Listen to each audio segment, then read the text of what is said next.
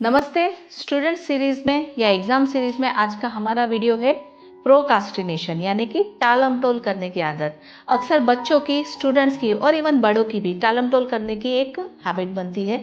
हम सोचते हैं कोई न्यूरोलॉजिकल प्रॉब्लम है इसलिए बार बार ये काम को टालते हैं, पढ़ाई को टालते हैं, पर ये न्यूरोलॉजिकल कंडीशन नहीं है, यह एक आदत है। और जैसे हर आदत की तरह इस आदत को भी बदला जा सकता है न्यूरोलॉजिकल साइंटिफिक तरीके से। पहले तो समझते हैं कि हम प्रोकास्टिनेट यानी कि टालम टोल करते क्यों है।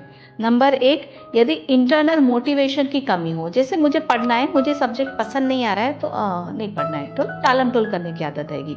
नंबर दो, यदि कोई काम हमें कठिन लग रहा है, मैं कुछ पढ़ रही हूँ और मुझे लग रहा है चैप्टर तो बड़ा ही कठिन है तो यार चलो छोड़ देते, फिर पढ़ लेंगे।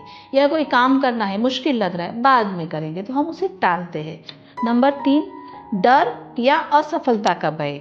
जैसे एग्जाम का प्रिपरेशन करना है, एग्जाम आएगी तो डर लगता है कि क्या पता हम पास होंगे, फेल होंगे, या हमें स्टेज पे परफॉर्मेंस करना है, पता नहीं कैसा होगा, तो हम उस चीज़ को टालते हैं।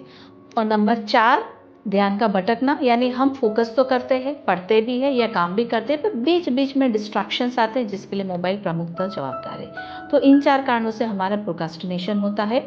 अब हम आगे बात करते हैं कि इसे हम टालें कैसे। नंबर एक, काम को छोटे छोटे टुकड़ों में डिवाइड करें। इससे हमें काम बड़ा नहीं लगेगा और हम एक छोटा हिस्सा बहुत आसानी से कर लेंगे।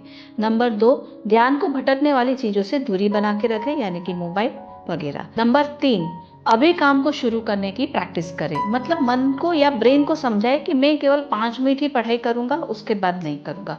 जनरली 5 मिनट का फिर 25 मिनट कब हो जाता है हमें पता ही नहीं चलता है और एक मोमेंटम बन जाता है। नंबर चार, रोजाना का एक रूटीन बनाए, यानी कि एक फिक्स अपने अपना का टाइम रखे कि मॉर्निंग में 1 से 2 घंटा मैं अपना इंपॉर्टेंट पढ़ाई या अपने इंपॉर्टेंट काम को डेडिकेट करूंगा और उसी टाइम पे उस काम को बनाए करते रहें, जिससे कि आपका माइंड उस कंडीशनिंग के लिए एडजस्ट हो जाए।